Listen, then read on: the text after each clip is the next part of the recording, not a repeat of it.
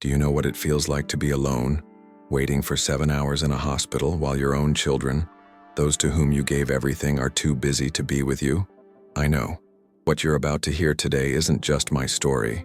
It's the hardest lesson life has ever taught me.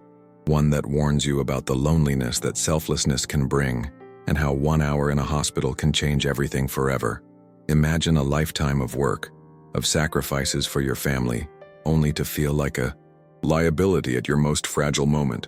That's how I felt, an unimportant father to my own children, until the headache became unbearable, and I had to go on my own. That long wait in the hospital room, every minute, every second, became a painful, eye-opening revelation. Today I'm going to show you how loneliness and disappointment led me to make the most important decision of my life. Every second matters, because if you ignore this lesson, you risk life turning its back on you when you need it most. Stay with me until the end, because I'm going to reveal the one act that gave me back my dignity. You can't imagine what I did when I left the hospital, or the expressions on my children's faces when they discovered that, in those 7 hours, I had not only waited for medical attention, but I had also rewritten my will. My name is Ramon Herrera. I'm 80 years old, and I live in a small whitewashed house in a fishing village on the Andalusian coast. From my living room window, I can see the sea, although I don't go down to the beach as much as I used to. I've been a widower for 11 years, and despite my age, I still manage on my own. I cook, clean, go to the market, and even fix my things when they break. I always thought this independence was a gift to my children, Miguel and Ana, so they wouldn't have to worry about me. But that day I realized that sometimes independence becomes the perfect excuse for people to leave you behind. I'd been having a strange headache for weeks, as if there was a constant pressure behind my eyes. Miguel told me on the phone, "Dad, go to the doctor, don't let this go." Ana, at another point, repeated the same thing.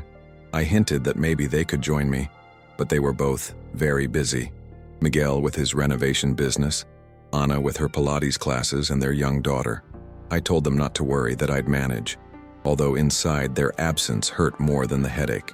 That morning I left early, wearing a light jacket because autumn on the coast doesn't always give a warning when it's going to get colder. I took the 7:45 bus, the one that smells of salt and diesel, with the same faces as always. The fisherman going down to the port, the woman with thick glasses running errands downtown. I sat by the window looking out at the waves and thinking that maybe if I felt sick, one of my children would regret not being with me. I arrived at the hospital before 8:30. The lobby was cold, with that smell of disinfectant that gets into your nose and reminds you that life and death intersect there daily. I took a number and sat down in the waiting room.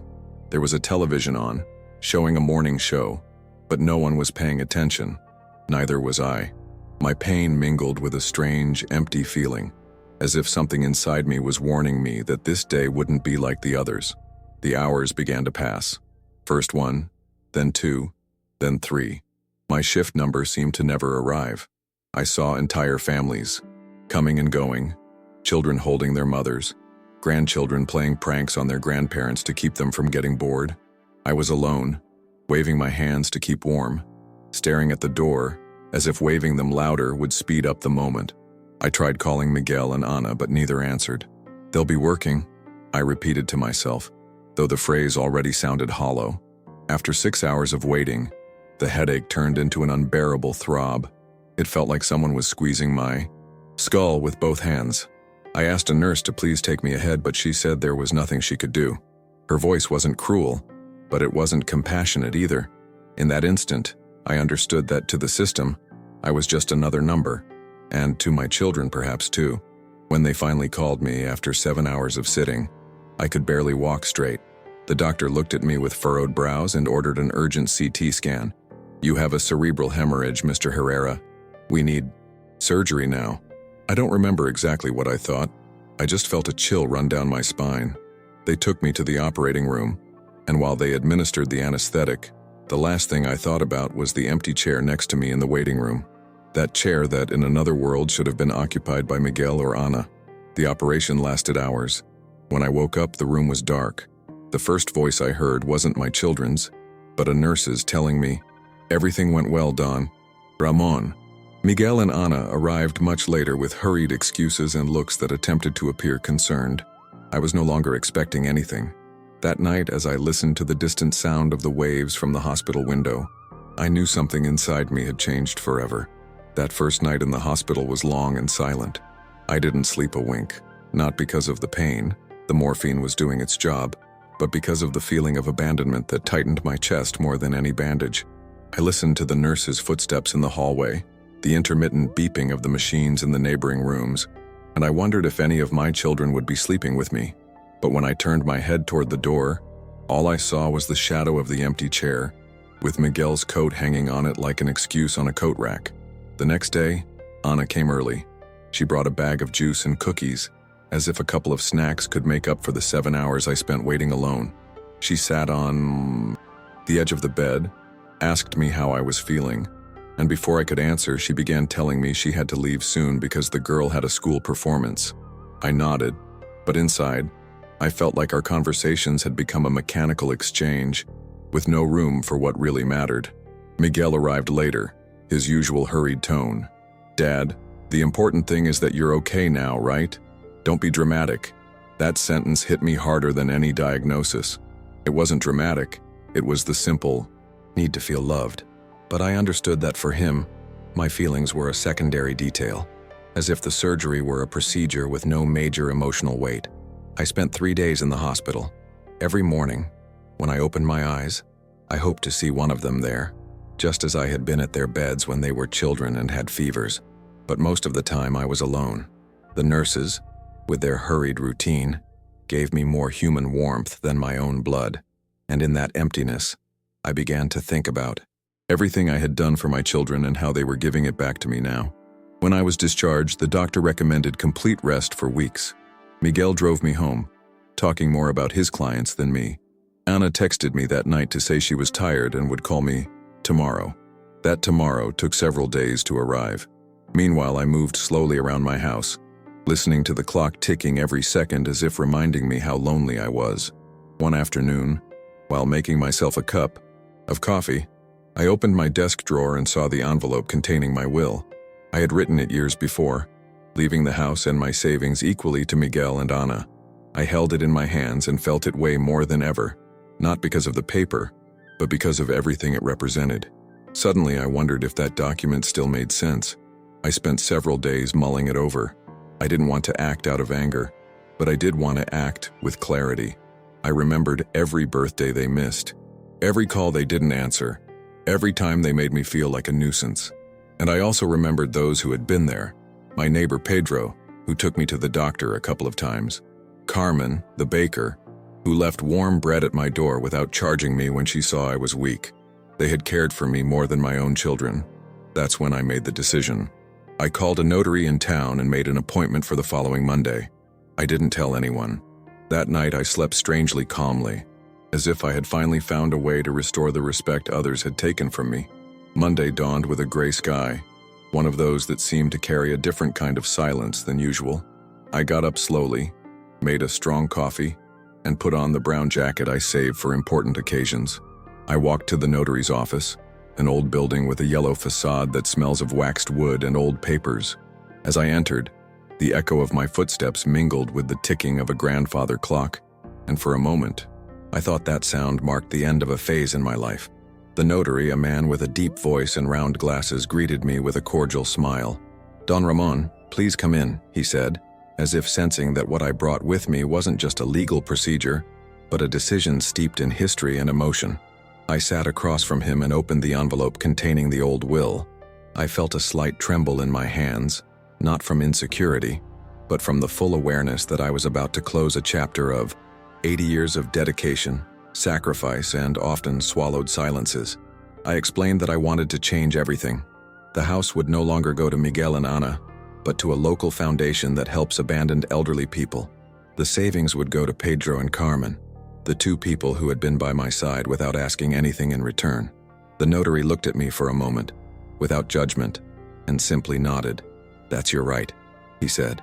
And that simple sentence made me feel that for the first time in a long time, someone had acknowledged that my life and my decisions belonged to me and no one else. As we reviewed the documents, my mind filled with images of my children as children. Miguel, his knees covered in dirt after playing soccer. Anna, asking me to carry her to reach the blossoms of an almond tree. It pained me to recall those moments, because they were proof of a love that was once real, but that time and indifference had eroded like waves wear away stone. I signed, each page with a strange calm, as if I were stitching a slow, silent wound that had been open for too many years. When I left the notary's office, the sky had cleared, and a gentle breeze hit my face. I walked down the town's main street, greeting the usual crowd but keeping to myself the magnitude of what I had just done. No one knew that at that moment, the future of my house, my only major asset, was no longer in the hands of those who had left me waiting in a hospital as if my life were something that could be postponed. It was as if I had regained a part of my dignity that I didn't even know I had lost. That afternoon, Pedro came to see me to bring me some oranges from his orchard. I looked at him with different eyes, aware that he, without intending to, was now one of the most important people in my future. I offered him a coffee, and we talked about simple things: the weather, the fishing, how the tide had been strange that week. I didn't tell him anything about my visit to the notary, but I felt that in that silence there was also a gift, the knowledge that not everything needs to be said to be true. That evening, while I was eating hot soup, Anna called me. Her voice sounded hurried, as always. She asked how my recovery was going, and before letting me answer, she told me she had a trip planned and might not be able to visit me for the next few weeks. I told her not to worry, that I would be fine. I don't know if she noticed the neutral tone of my voice, but she hung up quickly, wishing me, "Rest easy, Dad," as if it were a polite phrase, not a genuine wish. Miguel didn't call all week. I received a message from him 3 days later, asking if I could lend him some money for a project. I replied that I couldn't help him at the moment, and for the first time in my life, I didn't feel guilty about saying no. There was something liberating about that boundary, a line I'd drawn myself to protect. That night I slept soundly, without interruptions or recurring thoughts. I realized that beyond inheritance or any documents, what had changed was me. I no longer expected my children to be different. I accepted that they were who they had chosen to be. And in that acceptance, I found a peace that neither surgery nor time nor broken promises had been able to give me. The following days passed with a deceptive calm. On the surface, everything was the same. I did my shopping at the usual store, chatted with the neighbors, and tended to my plants in the small backyard. But inside, I felt like something had settled inside me, as if I'd finished a book I'd been half reading for years. There was a sense of closure, like I'd finally taken control of my life after so long leaving it in the hands of others. And the strangest thing was that I felt no resentment, only a kind of calm relief, like the sea at dawn when the big waves haven't yet arrived. One Saturday morning, as I was sweeping the sidewalk in front of my house, I saw Carmen coming from the bakery with a bag of warm bread. She greeted me with her usual smile, the one that always seems to ignite a forgotten corner of my soul. She asked me how I was doing, and I told her the doctor had told me I was recovering well. She quietly left me a couple of sweet rolls in the bag. "To give you strength," she said. I thought of everything she had done for me without asking for anything in return, and I was glad that my decision at the notary's office also included her. Sometimes, family meets outside of blood ties. One afternoon, I received an unexpected call from Miguel. He wasn't asking how I was, but rather to tell me he'd heard in town that I'd been at the notary's office. His tone was tense, as if he sensed something important had happened without his knowledge. I calmly replied that I had sorted out some personal matters. I didn't give him any further details. There was an awkward silence on the other end of the line, and then he told me he'd stop by soon.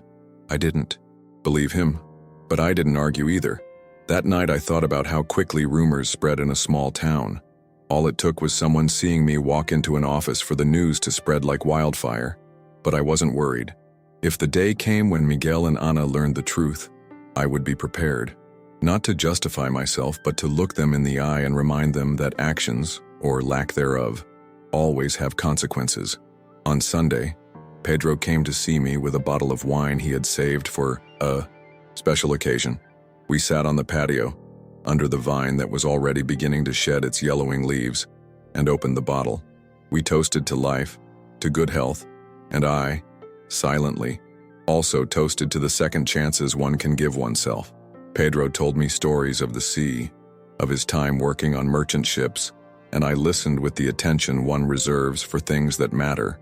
A few days later, Anna appeared at the door unannounced. She was wearing an elegant dress and a strong perfume, as if she were coming from a meeting or event. She hugged me quickly and told me she'd been very busy, but wanted to catch up with me. I made her a coffee, and we talked for a while, although I noticed her gaze wandering to the furniture and walls, as if assessing what was in the house. That look confirmed to me that I hadn't made a mistake in my decision. After Anna left, I sat at the table staring at my empty cup. I wondered how many times I'd mistaken visits out of obligation for gestures of genuine affection. It was hard to admit, but necessary. Clarity hurts, but it's also liberating. And I, at 80 years old, didn't want to live another day deceiving myself. That night, as the town slept and the sea whispered in the distance, I felt like life had given me one last gift, the chance to choose with whom to walk the final stretch of my journey. And that choice, though lonely in the eyes of some, seemed brighter than any forced companionship. A week later, the calm I'd managed to maintain began to crack. Miguel appeared unannounced, rapping sharply on the door, as if he were in a hurry even to get in. He was frowning, and before greeting me, he blurted out, "What were you doing at the notary's office, Dad?" I remained silent for a few seconds, observing his impatience. I offered to let him in and sit down, but he preferred to remain standing, arms crossed. I told him I'd updated some paperwork, and it wasn't something I wanted to talk about right now. His gaze hardened, as if he expected me to justify myself, but I didn't give him that pleasure. He began to speak hurriedly, insinuating that he was worried about my health and that perhaps I wasn't making the best decisions. I listened to him in silence, each word reminding me of the scene in the hospital, when I arrived at the operating room without seeing any of my family around. I felt a heat rise in my chest, not from uncontrolled anger, but from that determination that comes from knowing you're in the right. I replied in a calm voice that my lucidity was intact, and that was precisely why I had done what I did. His expression changed, and for a moment I saw in his eyes something that wasn't concern, but fear. After he left, I closed the door and leaned against it for a while, feeling like I'd just crossed an invisible threshold. I hadn't yelled or argued, but I had set a clear boundary. For the first time in a long time, I didn't feel like the father who had to explain every step so his children wouldn't get upset. I felt like a grown man, free to make decisions about his life even if those decisions didn't please others. That same afternoon, Carmen stopped by to drop off a freshly baked loaf of bread. She sat with me for a while in the kitchen, and we talked about simple things as always. But in the middle of our conversation, she looked at me and said, "You seem different, Ramon." Calmer. I didn't tell her about Miguel or the argument, but I smiled. There was something comforting in knowing that the people who matter can notice your changes without you having to explain them. The days were filled with small routines that gave me peace. I would go for walks along the seawall at sunset, watching the sun sink below the horizon and the sky turn orange and violet. On those walks, I remembered that life, even if it sometimes feels empty, always offers moments of beauty that depend on no one else. Those moments reminded me that I had chosen to live my final years, without the shadow of constant disappointment. One Thursday, while I was at the fruit stand, I overheard two older women talking about a situation similar to mine. A man from the neighboring village had left his entire inheritance to a charity, and his children were furious. I couldn't help but smile inwardly. It seemed life was showing me that I wasn't the only one who had decided to break the mold of family expectations, and in that silent recognition, I felt less alone. Anna called me a few days later. Her voice sounded sweet, sweeter than usual. She told me she'd been thinking about coming to spend a few days with me, to take care of you. Her proposal surprised me, not because of the offer itself, but because of its timing. I replied that I appreciated her interest, but that she was perfectly taken care of and didn't need her to alter her routine for me. There was a brief pause on the other end of the line before I hurriedly changed the subject. That night, as I turned off the lights in the house, I stood in the hallway and looked at the framed photographs, pictures of holidays, Christmases, birthdays.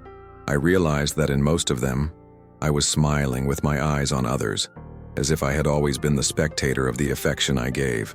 And I promised myself that, from that moment on, at least once a day, I would do something that was exclusively for me, without expecting recognition, without expecting anything in return. The change in my routine began almost without realizing it. Every morning I prepared a more elaborate breakfast, as if it were a small personal tribute. Freshly ground coffee, toast with olive oil and tomato, and sometimes a piece of cured cheese. I sat at the table by the window, letting the dawn light filter through the curtains and paint the walls gold. It wasn't an expensive luxury, but it was a luxury of time and attention to myself. I discovered that by taking care of these details, I was also taking care of myself on the inside, strengthening something that my children, with their absence, had weakened for years. One afternoon, while organizing some old papers in the study, I found letters Anna and Miguel had written to me when they were children. Crooked handwriting, colorful drawings, and phrases like, "I love you so much, Dad," or "You're my hero." I spent a long time reading those words, wondering when they had become such distant adults. I didn't feel anger, but rather a silent sadness, as if those letters were witnesses to a bridge they themselves had decided to collapse. I kept the letters in a wooden box, not as a reminder of what was, but as a small archive of a love that existed and that, at least for me, will always be real. Autumn was settling into the village, and with it came cooler days and streets covered in dry leaves. I began spending more time in the makeshift workshop I have in the garage, repairing an old wicker chair and painting picture frames. It was a space of my own, filled with the smell of wood and varnish where I could work uninterrupted. There the hours passed without my noticing, and in that productive silence, I found a serenity I hadn't felt in a long time. One Friday morning, as I was sweeping the yard, Pedro approached with a smile and a bag full of lemons. He told me that his son, who lives in another city, had invited him to visit, but that he preferred to stay in the village because this is where I feel at home. His words resonated with me. I too had understood that my home didn't depend on where my children were, but on where I felt respected and loved. And that place was here, amidst the sea breeze, the narrow streets, and the people who, without grand gestures, showed their appreciation. A few days later, I received a letter from the bank confirming the transfer of a portion of my savings to the Foundation for Seniors. It was the first concrete action put into action by my new will. Reading it, I felt a mixture of pride and peace. I wasn't waiting for my children to approve of my decisions or even to understand them. The important thing was that for the first time, I felt I was aligning my values with my actions. That night, Anna called me again, this time in a more inquisitive tone. She asked me point blank if I had changed the will. Her voice held a mixture of nervousness and barely concealed anger. I replied that she didn't need to discuss the matter. It was a private matter, and I wasn't about to turn it into a battle. The conversation became tense, and it ended abruptly with a "we'll talk later" that sounded not like reconciliation, but rather like a warning. Over the next few days, I noticed some neighbors looking at me curiously, as if they already knew part of the story. It didn't bother me. In a small town, it's inevitable that one's life will become a topic of conversation. But the truth is, this exposure didn't keep me up at night. I'd spent too long feeling invisible to worry about being too visible. Now, one night, as the wind whipped through the blinds and the sea roared in the distance, I sat in the living room with a blanket over my legs and thought about everything that had changed since that afternoon in the hospital. I realized that my true recovery hadn't just been physical but emotional. I no longer expected my children to fill my emptiness. I had learned to fill it myself. And that, I told myself as I turned off the light, was the greatest victory I could take to my grave. Morning, while I was sipping my coffee while looking out the window at the ocean, I heard a car engine stop in front of the house. It was Miguel. He stepped out with a determined stride, a folder in his hand. Without even saying hello, he walked in, saying we needed to have a serious talk. I sat at the dining room table and listened to him unfold documents, trying to convince me to grant him power of attorney, in case anything happens to you, Dad. His tone sounded rehearsed, as if he'd practiced the speech. I stared at him without interrupting, and the more he spoke, the more I realized he wasn't there out of concern, but out of control. I calmly replied that I didn't need anyone to manage my affairs, that my health and mental health were fine, and that he could take that folder back. Miguel got angry, raised his voice, and told me I was acting irrationally. I don't remember feeling afraid, but I did feel an inner strength that hadn't shaken in years. I stood up, opened the door, and told him that whenever he wanted to visit me as his son, he would be welcome, but that as an inheritance negotiator, he had no place in my house. After he left, I stood on the porch for a while, breathing in the salty air coming off the sea. I didn't feel guilty, but I did feel a deep tiredness. Setting boundaries, even if necessary, leaves an echo in your body, as if you've held a weight for too long. I made myself some mint tea and promised myself I wouldn't let a conversation like that rob me of my peace again. The next day, Carmen came with a tray of empanadas. She sat next to me in the kitchen and told me a story from her childhood. I listened attentively, grateful for her ability to bring lightness to my days. Unbeknownst to me, she was balancing the emotional scales that Miguel had tried to tip. I told her her visit was the best remedy I'd received all week. That night, before going to sleep, I reviewed the will papers again, not because I had doubts, but because I wanted to make sure everything was in order. I read each line slowly, feeling that those printed words were more than a document. They were my voice, my right, my last message to the world. I closed the folder with silent satisfaction and put it in the same drawer where I had found the old will. A few peaceful days passed. I went out to buy fruit at the market, chatted with Pedro in the plaza, and listened to the radio in the evenings. I realized that, without intending to, I had created a circle of people and routines that protected me from unnecessary noise and stress. Time, which had previously seemed tiresome, now flowed with a comforting rhythm. One afternoon, I received a thank you letter from the Senior Citizens Foundation. They told me how the money I had transferred would help improve the facilities and cover medical treatment for people who, like me, had felt the weight of abandonment.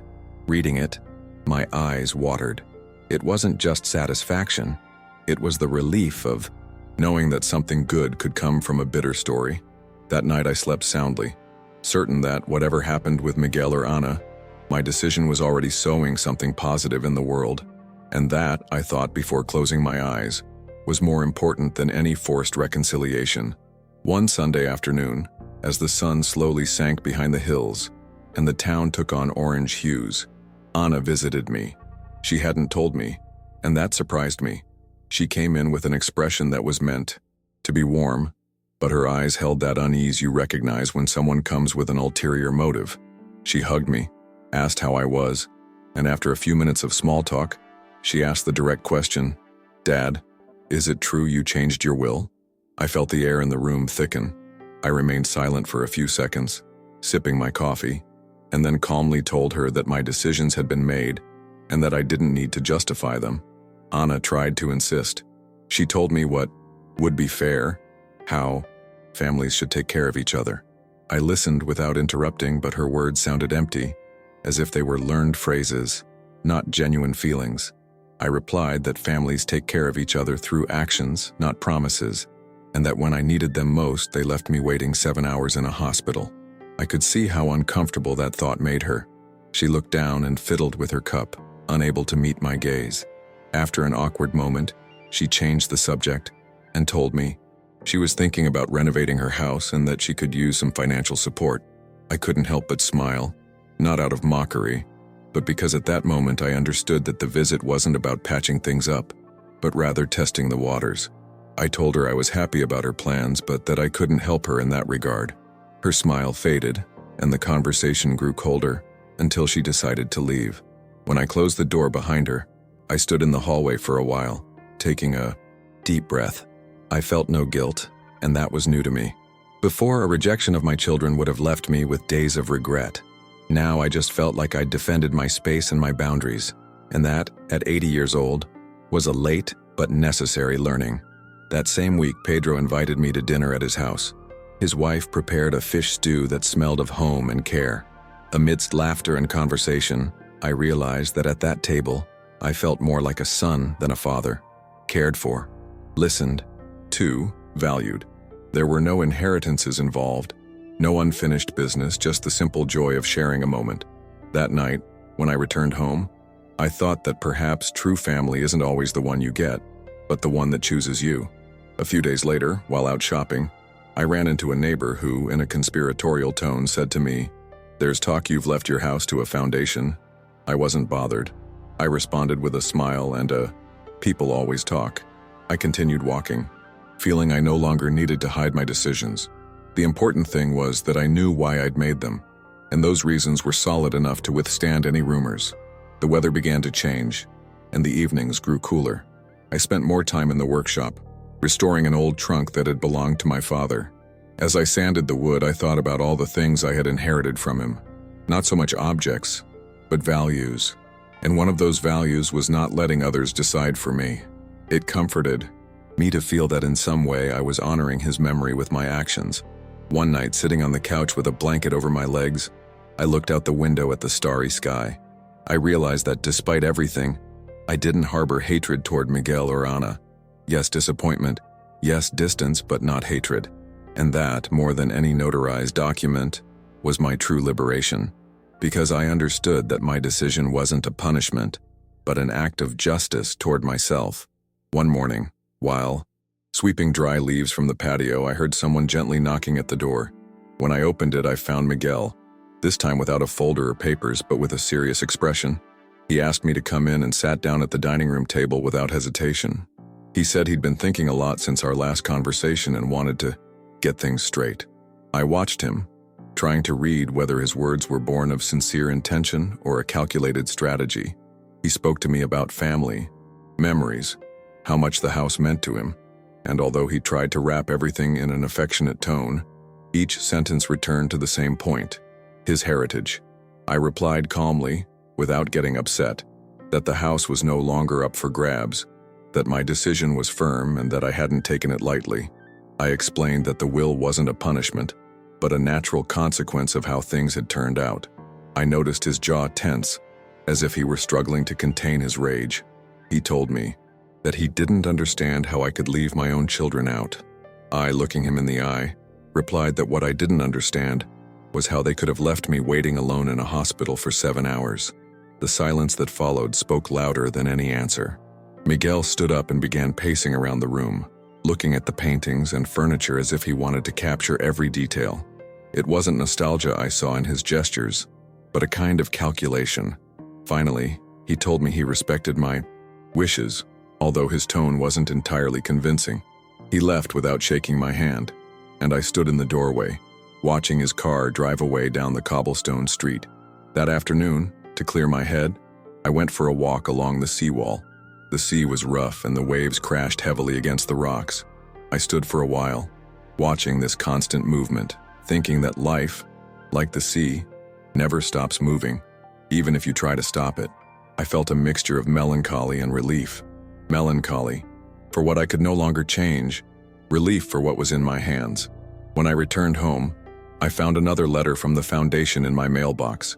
This time, it included a photo of several elderly people enjoying a special meal, thanks to the improvements the donations had made possible. Among those faces were smiles that seemed to ignite something in me. I put the letter in the drawer where the will was, as a tangible reminder that my decision was already bearing fruit. A few days later, Ana called to say that Miguel was upset with me and that maybe it would be best if I fixed the situation before things got any worse. I told her that the bad things were over, and that I wasn't going back on what I'd decided. There was an awkward silence on the other end, followed by a resigned sigh.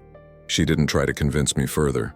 As the weeks passed, I noticed that my children began to visit me less, and although it hurt at first, I soon understood that their distance wasn't a loss, but a way to gain space for myself.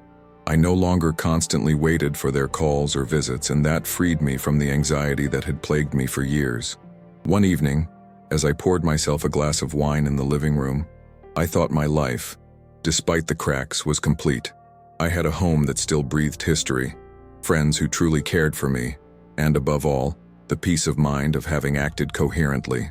I couldn't ask for more at 80 years old. The rest, I'd leave to time to decide. Winter arrived early that year, and the salty sea air mingled with a bone-chilling chill.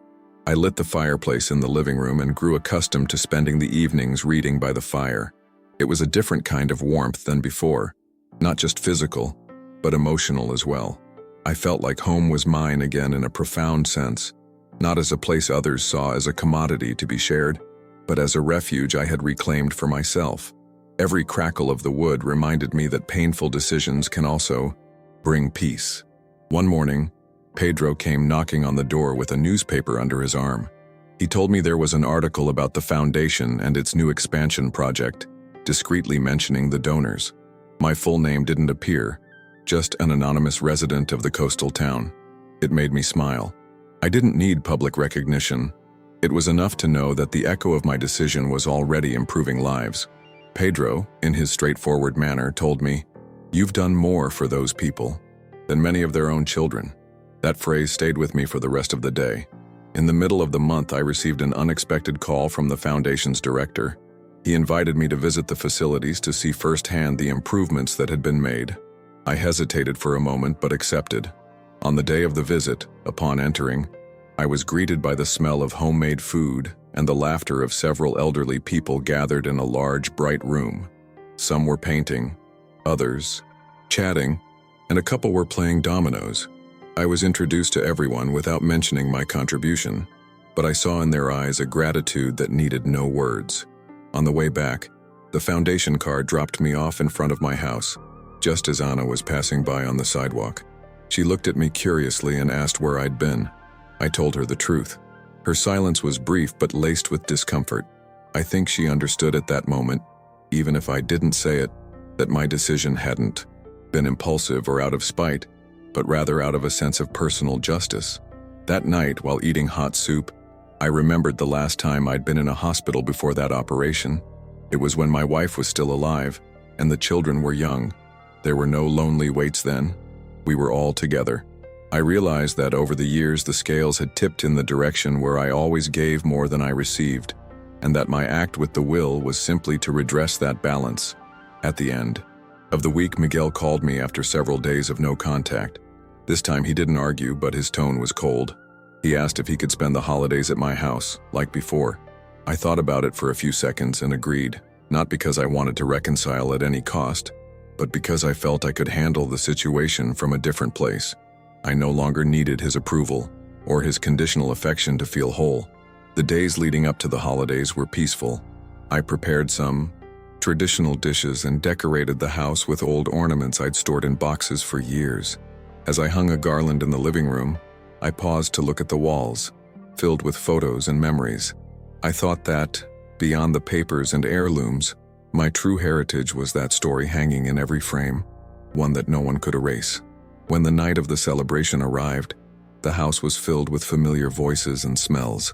Miguel and Anna were there, but something had changed in me. I no longer sought out their smiles like before. I enjoyed the meal, toasted with everyone, and silently told myself that this would be the last time I would open my doors out of obligation.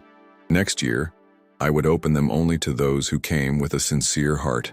The morning after that festive dinner, the house was silent. The aroma of wine and food still wafted through the air, but there was no more laughter or footsteps. As I cleared the plates and folded the tablecloth, I realized that although the meeting had passed without discussion, it had been a perfunctory evening. Neither Miguel nor Anna had really inquired about my health or my daily life.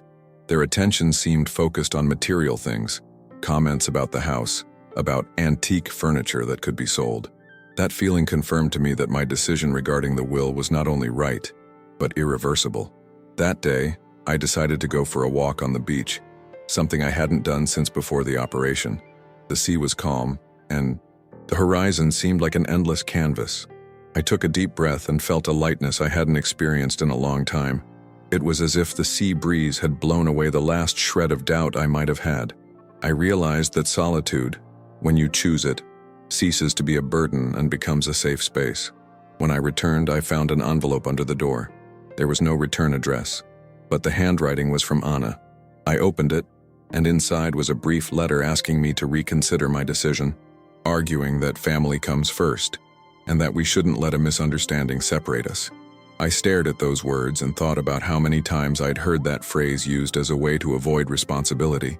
I folded the letter and put it in a drawer, without responding. The following days were dedicated to myself. I spent the mornings in the workshop, the afternoons reading, and the evenings listening to old music. I discovered that, at 80 years old, I could still learn new things, such as preparing recipes I'd never tried before or painting small watercolors of my street. Each activity was a silent affirmation that my life didn't depend on anyone's approval. One evening, Pedro brought me an invitation. The foundation was organizing a charity dinner and wanted me to attend as a special guest, though without publicly revealing my identity as a donor. I accepted without much hesitation. That evening, as I entered the hall decorated with warm lights and long tables, I felt a quiet pride.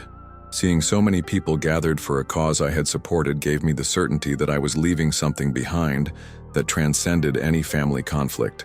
During dinner, an older woman approached me and thanked me for being a part of this place, even though I didn't know who she really was.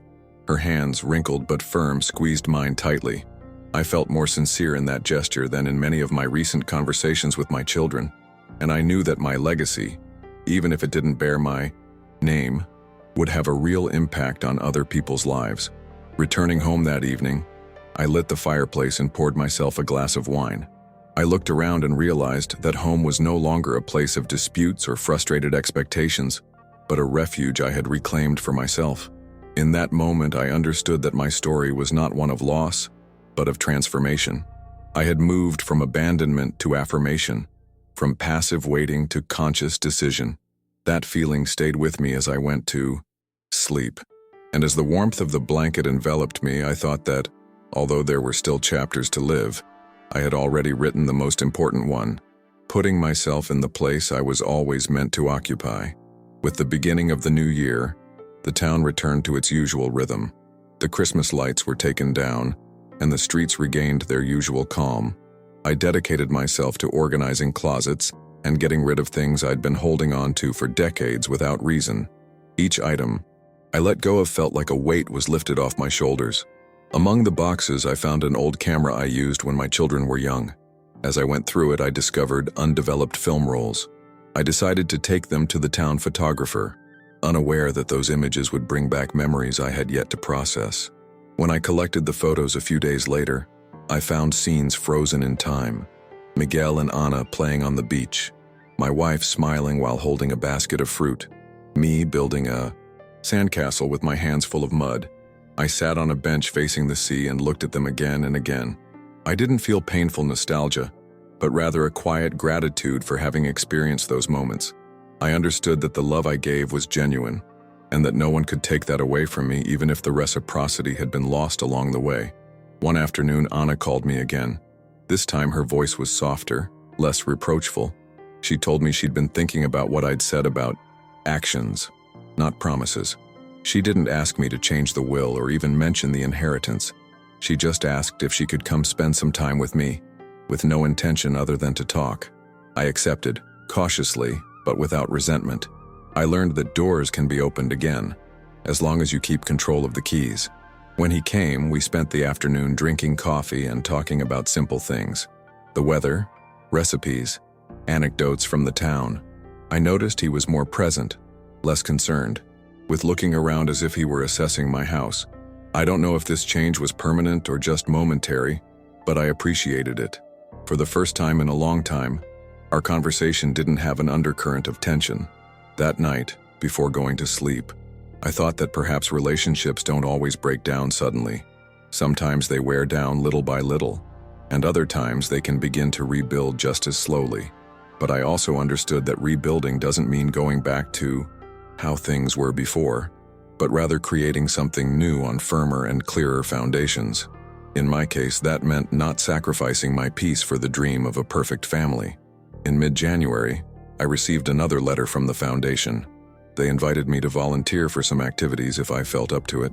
At first, I hesitated, but then I thought maybe it was time to share my time with people who would truly value my presence. I accepted and started going once a week. I soon discovered that these visits energized me. I helped with reading workshops, chatted with other seniors, and even taught some how to repair small objects. During one of those days, an elderly man named Julian told me his story. He had also been abandoned by his children, and now he found in the foundation a place where he felt useful. His story touched me deeply because it partly mirrored my own. We laughed when we realized that, although our families had turned their backs on us, We had found another community that supported us. Returning home that afternoon, as the sun sank behind the hills and the sea shimmered with golden sparkles, I knew the circle was closing. I no longer lived dependent on who came or didn't come. I had a meaningful life, projects that excited me, and a future that, while short, was full of purpose. And that, for me, was more than enough. February arrived with colder days and a wind that blew hard against the windows, forcing me to light the fireplace almost every evening. Despite the weather, I kept going to the foundation, where the warmth made up for any winter. There I felt useful, listened to, valued. There were no empty promises or awkward silences, just people who, like me, knew what it was like to wait in vain and still continued to give their best. Every time I left there, I returned home with a feeling of fulfillment I hadn't felt in a long time. One day, while I was repairing an old lamp in the foundation's workshop, the director approached me and told me they had decided to dedicate one of the new rooms to the most committed volunteers. He didn't mention names, but he smiled at me in a way that made me understand I was included. Not because of the money donated, but because of my time, my hands, my presence. That silent distinction was worth more to me than any public recognition. Meanwhile, Miguel and Ana continued to appear from time to time, although less frequently. Their visits were cordial, but distant. I no longer made an effort to fill the silences or find topics of conversation that interested them. If they spoke, I listened. If not, I enjoyed the quiet moment. I had stopped measuring love by the number of times they crossed my door. That liberation, though belated, was a gift they gave me every day. One afternoon, Ana came over with her daughter. The girl, her innocence intact, hugged me tightly and told me she loved my house because it smelled of bread and the sea. That phrase struck a chord with me in an unexpected way. I thought that perhaps in the future she would remember this place not for what it contained, but for what it conveyed. And I realized that, although I couldn't change the bond with my children, I could sow something different in my grandchildren. Shortly after, I received a call from the foundation informing me that a group of anonymous donors, inspired by certain stories, had increased their contributions. They didn't say what those stories were, but I suspected that mine had somehow been passed around. I smiled, not out of pride, but out of the certainty that the right decisions, even if silent, generate echoes. In March, the weather began to warm up. I walked along the beach more frequently, collecting shells and smooth stones that I then took back to the foundation for craft activities. They were peaceful, unhurried walks where my mind cleared, and I remembered that life, even in its final stretch, could offer beauty in small doses. One of those afternoons, Pedro accompanied me. We walked in silence for long stretches, pausing only to point out a ship on the horizon or a seagull gliding nearby. At one point, he said to me, "Ramon, you didn't just change your will, you changed your entire life." And he was right. That decision, which began as a response to abandonment, had become an act of construction, of my peace, of my community, of my present. That night, when I got home, I lit a candle on the dining room table and ate dinner while gazing out the window at the moon's reflection on the sea. I reflected that, although my ties to Miguel and Ana would remain marked by distance, I was no longer tied to their recognition. My inheritance, in the end, wasn't the house or the money, but the dignity of having chosen my path. April brought brighter days and with them renewed energy. I started opening the windows in the mornings to let in the fresh air and the smell of the sea. The house was filled with light, and with that clarity came a sense of inner order. There were no longer corners filled with memories that weighed me down. All that remained were objects I chose to keep because they were good for me. I felt like my home reflected the state of my life, simple, serene, and under my control. At the foundation, the workshops became more lively with the arrival of good weather. One day, we organized an activity in which each person had to tell a meaningful story from their life. When my turn came, I talked about patience, what it means to wait, and how sometimes that wait teaches you who's really on your side. I didn't mention my children or the hospital, but from the looks on the faces of those present, I knew that many understood what I was saying without needing details. One afternoon, Ana visited me again, this time unannounced and bearing a cake she had baked herself. She sat in the kitchen, and we began to chat while she poured the coffee. The conversation was more natural than usual, without any beating around the bush. or hints about the will. She told me about her work, her friends, and her daughter. Although she didn't erase what had happened, I realized I was learning to share moments with her without expecting more than she could give me. Miguel, on the other hand, hadn't appeared for weeks. I didn't miss him like I used to. I'd learned that absence is also a response. Still, a part of me hoped that, one day, he'd want to see me without any hidden agenda. Not because of the inheritance, but because of the bond. In the meantime, I focused on the people who did choose to share their time with me. On one of my walks on the beach, I found a glass bottle with a small piece of paper inside. It wasn't romantic or mysterious, just a note written by a child that said, "Whoever finds this, have a nice day." I laughed as I read it, but at the same time I felt it was a simple and powerful reminder. Small, unexpected, and unassuming things can brighten your entire day. The foundation asked me to coordinate a small group of volunteers to visit homebound elderly people. I was delighted to accept. On each visit, I saw in their eyes the same mixture of gratitude and surprise I felt the day Pedro brought me warm bread without asking for anything in return. It was like coming full circle. What I had once received, I was now giving. One of those visits left a special mark on me. It was to a 90-year-old woman who lived alone, who told me bluntly, "Son, the worst thing isn't being forgotten.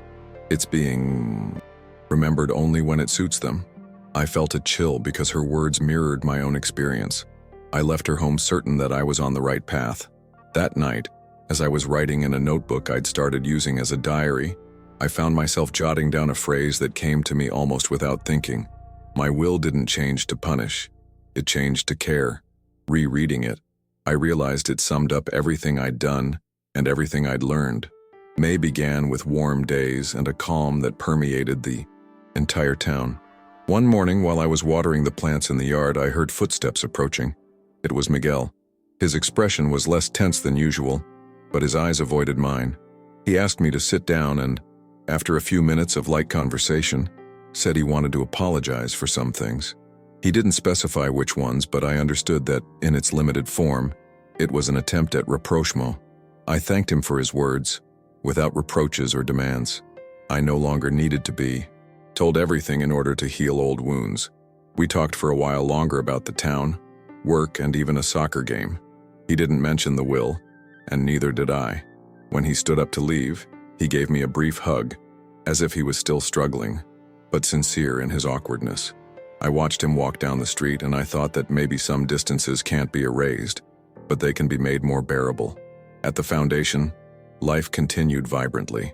I began organizing small poetry readings with the seniors, where each person could read or recite something that inspired them. I discovered that many of them had hidden talents, warm voices, intact memories, words that still shone. I also dared to read a short piece I had written about dignity in old age. I received applause, but what moved me most was that several of them approached me afterward to tell me they felt reflected in me. One afternoon, Pedro and Carmen invited me to dinner at their home. It was a simple gathering, with good food and genuine laughter. There I realized that, without intending to, I had built a second family, one that didn't ask me for explanations or conditions to love me, and that was present in my daily life without expecting anything in return. On one of my walks along the seafront, I came across a group of tourists taking photos of the sunset. I offered to take a photo of them together, and as I handed them back the camera, one of them said, "You live in a beautiful place. You must be lucky." I smiled and thought, yes, I was lucky, not just for the scenery, but because I had found peace at a time in my life when many believe nothing can be rebuilt. With the arrival of summer, the foundation organized an outdoor day for all beneficiaries and volunteers. We spent the day in a nearby park, with music, food, and games. I saw smiles that reminded me of the importance of simple gestures. At that moment, I understood that the value of my decision lay not in what I had taken away from my children, but in what I had contributed to so many other lives. That night, sitting in my living room, I turned on the lamp I had repaired months before and watched its warm light fill the room. I thought about everything that had changed since that day in the hospital. The loneliness of that time had transformed into chosen companionship, and the feeling of abandonment into a clear purpose. Before going to sleep, I looked at myself in the hall mirror. I saw an older man, with deep wrinkles and gray hair, but with a serene gaze. I realized that my story didn't end with a changed will, but with a life reclaimed, and that, although my children might never fully understand, I would leave with the certainty that I had chosen dignity over silence. Sometimes we spend a lifetime believing that love and care are automatic within the family, until one day we discover that this isn't always the case. That realization hurts, but it also opens the door to decisions that give us back control over our own story.